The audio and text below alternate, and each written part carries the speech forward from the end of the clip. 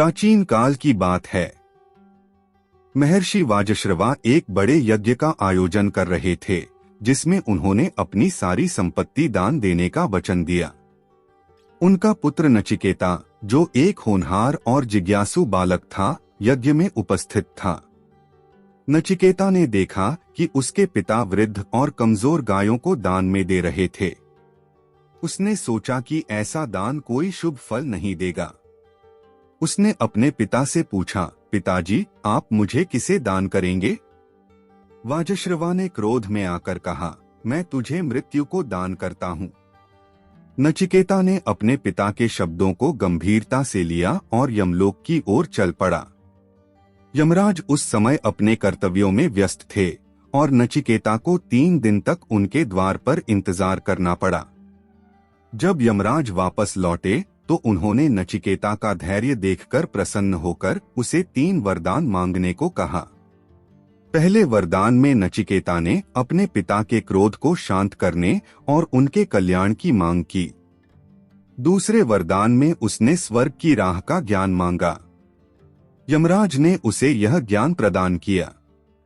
तीसरे वरदान में नचिकेता ने आत्मा और मृत्यु का रहस्य जानने की इच्छा जताई।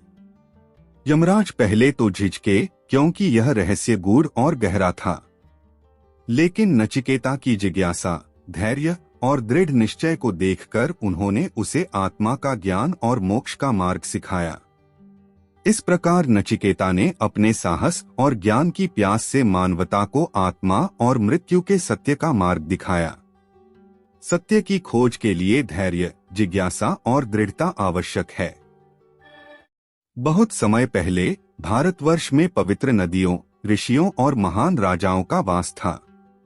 उन्हीं में से एक कथा सत्यवती और ऋषि पराशर की है, जो महाभारत के इतिहास का आरंभ है। एक समय की बात है, हस्तिनापुर के पास यमुना नदी के तट पर एक सुंदर कन्या रहती थी, जिसका नाम सत्यवती था।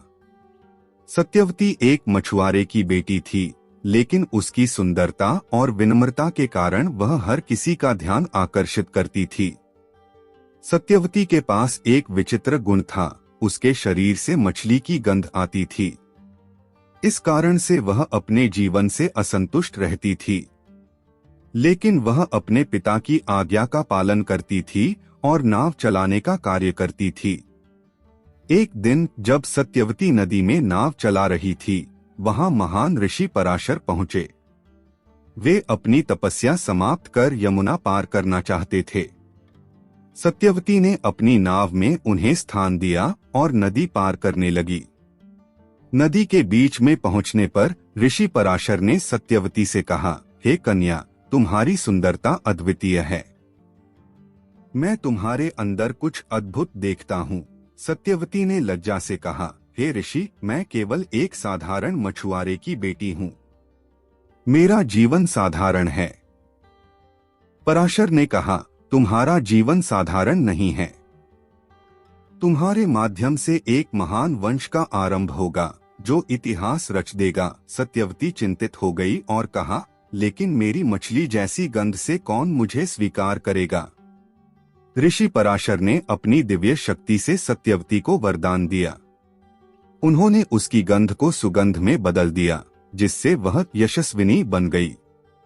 सत्यवती ने ऋषि की इच्छा का सम्मान करते हुए उनके साथ विवाह किया। इस पवित्र मिलन से एक महान संत का जन्म हुआ, ऋषि वेदव्यास। वेदव्यास ने महाभारत की रचना की और भारतीय इतिहास में एक महत्वपूर्ण स्थान प्राप्त किया। सत्यवती ने अपने जीवन में एक साधारण स्थिति से महानता प्राप्त की। बहुत समय पहले की बात है, द्वारका के राजा श्री कृष्ण और उनके बचपन के मित्र सुदामा की कहानी आज भी लोगों को प्रेरित करती है। सुदामा एक गरीब ब्राह्मण थे, जो अपनी सादगी और भक्ति के लिए जाने जाते थे। उनके पास धन नहीं था, लेकिन उनके मन में श्री कृष्ण के प्रति अपार प्रेम था। समय के साथ सुदामा की गरीबी इतनी बढ़ गई कि उनके पास अपने बच्चों को भोजन देने के लिए भी कुछ नहीं था। उनकी पत्नी ने एक दिन कहा, तुम्हारे मित्र श्री कृष्ण अब द्वारका के राजा हैं, उनसे मदद मांगो। सुदामा ने पहले तो मना किया, क्योंकि वह अपनी स्वाभिमानी प्रकृति के कारण किसी से सहायता नहीं मांगना चाहते थे। लेकिन पत्नी के आग्रह पर उन्होंने श्री कृष्ण से मिलने जाने का निश्चय किया। उन्होंने घर से श्री कृष्ण के लिए भेंट के रूप में चावल की छोटी सी पोटली ली, जो उनके पास देने के लिए सबसे मूल्यवान वस्तु थी। जब सुदामा द्वारका पहुंचे तो उनके मन में संशय था कि क्या श्री कृष्ण उन्हें पहचान पाएंगे। लेकिन जैसे ही श्री कृष्ण ने अपने द्वारपालों से सुना कि उनका मित्र सुदामा आया है, वे तुरंत दौड़कर बाहर आए। उन्होंने सुदामा को गले लगाया और प्रेम पूर्वक अपने महल में ले गए। सुदामा को देखकर श्री कृष्ण इतने प्रसन्न हुए कि उनकी आंखों से आंसू बहने लगे। उन्होंने सुदामा का हालचाल पूछा और उनके साथ बाल्यकाल की यादें ताजा की। सुदामा ने झिझकते हुए अपनी छोटी सी भेंट, चावल की पोटली श्री कृष्ण को दी। श्री कृष्ण ने उसे इतने प्रेम से स्वीकार किया जैसे यह संसार का सबसे बड़ा उपहार हो। सुदामा ने श्री कृष्ण से अपनी समस्याओं के बारे में कुछ भी नहीं कहा। वह केवल अपने मित्र से मिलने का आनंद लेना चाहते थे। जब सुदामा महल से विदा हुए तो उनका मन हल्का और प्रसन्न था। लेकिन जब वे अपने गांव पहुंचे तो उन्होंने देखा कि उनका छोटा सा झोपड़ा एक सुंदर महल में बदल चुका था। उनके परिवार के पास अब पर्याप्त धन और भोजन था। सुदामा समझ गए कि यह सब श्री कृष्ण की कृपा है। सच्चा प्रेम और मित्रता किसी भी स्वार्थ से परे होती है।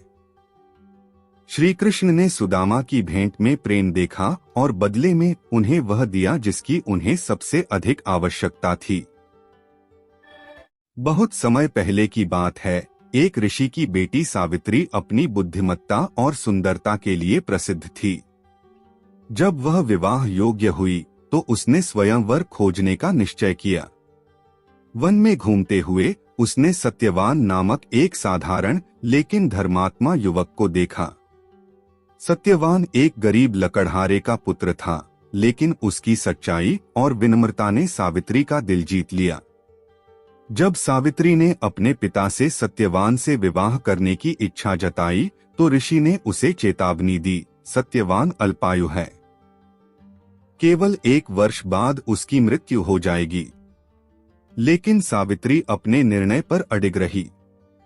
उसने कहा, मैं अपने प्रेम को मृत्यु के भय से नहीं छोड़ सकती। विवाह के बाद सावित्री ने सत्यवान के साथ जंगल में एक साधारण जीवन बिताना शुरू किया। वह हर दिन सत्यवान के लिए प्रार्थना करती और उसकी देखभाल करती। एक दिन सत्यवान लकड़ी काटने जंगल गया और अचानक बेहोश हो गया। यमराज, मृत्यु के देवता, उसकी आत्मा लेने आए। सावित्री ने उनका पीछा करना शुरू कर दिया। यमराज ने उसे वापस लौटने के लिए कहा, लेकिन सावित्री ने अपनी बुद्धिमानी और विनम्रता से यमराज को प्रसन्न कर दिया। यमराज ने सावित्री को 3 वरदान मांगने की अनुमति दी, सिवाय सत्यवान की जीवन वापसी के। सावित्री ने पहले अपने ससुर को नेत्रदान और राज्य वापसी का वरदान मांगा। फिर उसने स्वयं को 100 पुत्रों की मां बनने का वरदान मांगा। यमराज को यह समझ में आ गया कि सत्यवान के बिना यह वरदान पूरा नहीं हो सकता। यमराज ने सत्यवान को जीवनदान दिया और सावित्री के साहस और प्रेम की प्रशंसा की।